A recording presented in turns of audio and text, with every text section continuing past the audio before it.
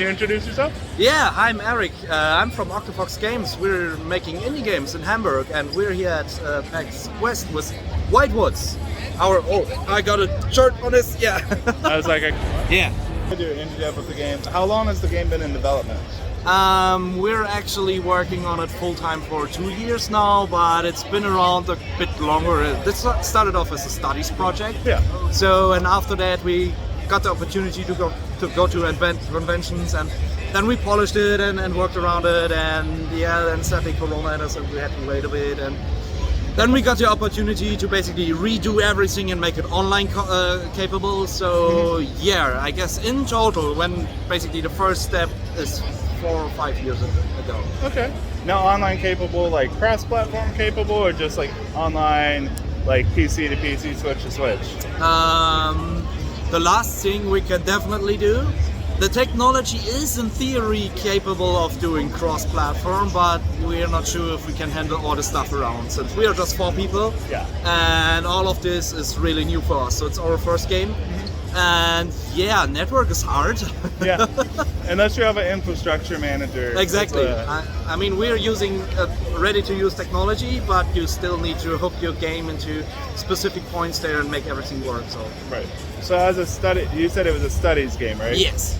Kind of what inspired that off of that? I guess the first thing was that our professors basically said, so why does anybody make couch co-op games? I mean, you're here in a laboratory with other gamers, other game makers, so why don't you do stuff you can test all together? Yeah. So, and here we go, couch co-op it was.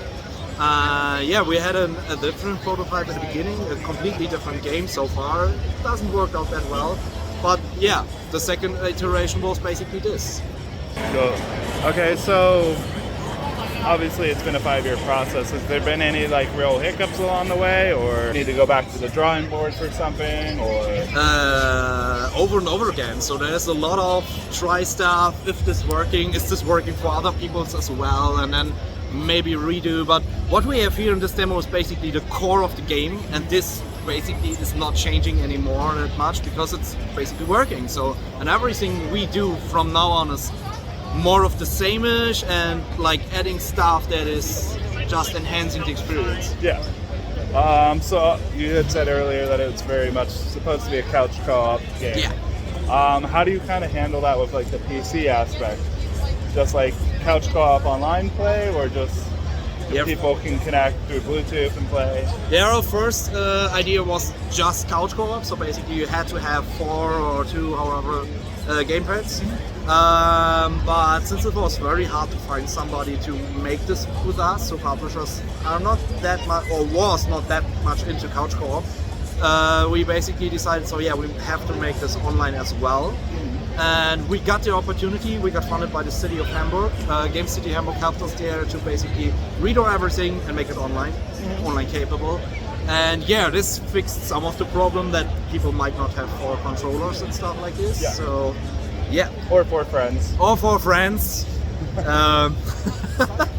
Hey, trying to get my friends over for couch co-op is a nightmare. Yeah, it is. Honest, as I know. adults. Nobody got time for this, but actually everybody wants to. Yeah. Yeah. So you were saying there's different bosses in the game. Yes. So Not can for you now, explain but more of that? yeah. I mean, I can first of all maybe explain a full game loop. So, Sure. what you're doing is you protect your wagon. Protect your wagon. Sorry. Pretend you're a wagon. Got Pretend it. you protect your wagon. You're on the way through a forest and try to make it safe again.